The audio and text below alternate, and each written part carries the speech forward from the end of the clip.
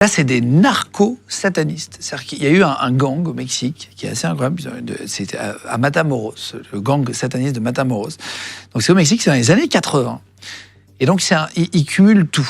C'est-à-dire que c'est un cartel mexicain et qui en même temps font des rituels sataniques. Bah, ils cumulent narco, le trafic de cam, et satanisme, des rituels qui sont d'inspiration satanique. En fait, ils invoquent pas Satan, hein, mais leurs rituels sont un peu particuliers. C'est un drôle de truc. Ils avaient un chaudron. Dans le chaudron, ils mettaient des os humains, des os d'animaux. Des crânes. Il y a une photo qui va passer à mon avis. Je ne sais pas si on peut la mettre à l'image, mais je vais voir si on arrive à la mettre. Une tête de coq, enfin, voilà. Et ils étaient persuadés que ce chaudron leur donnait la capacité d'entrer en contact avec les esprits. Et des rendre invincibles, je crois.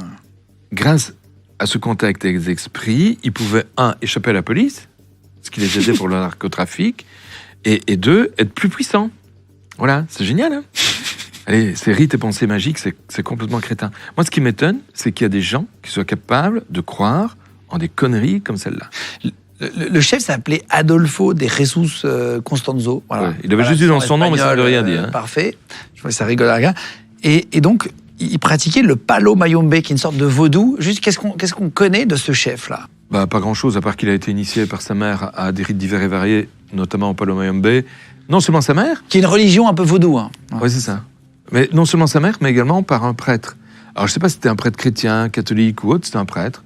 Peut-être de cette religion, d'ailleurs, Palo Mayombe, qui l'aura initié à la religion en question, ce qui serait parfaitement logique. Et donc, enfant, il voyait des rites, des trucs un peu bizarres.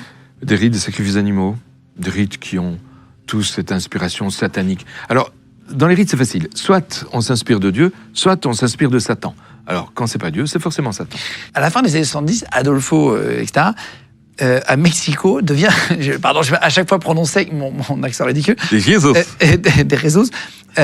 Devient sorcier. Je vous mets les photos, c'est assez marrant. On dirait, tu sais, l'acteur qui a joué dans MacGyver, un peu la même coupe de cheveux. Il commence à proposer ses services à des politiciens, des policiers, des trafiquants, etc. Il commence à rentrer là-dedans. Comment ils choisissaient leurs victimes ? Ils choisissent pas. C'est sans-abri, c'est ce qui leur passe sous la main, en fait. Et qui n'est pas trop dangereux à saisir. Jusqu'au jour où ils kidnappent un étudiant américain qui s'appelle Mark Kilroy. Ça met tous les flics du coin en éveil, en émoi, on le suit partout, on essaie de le retrouver.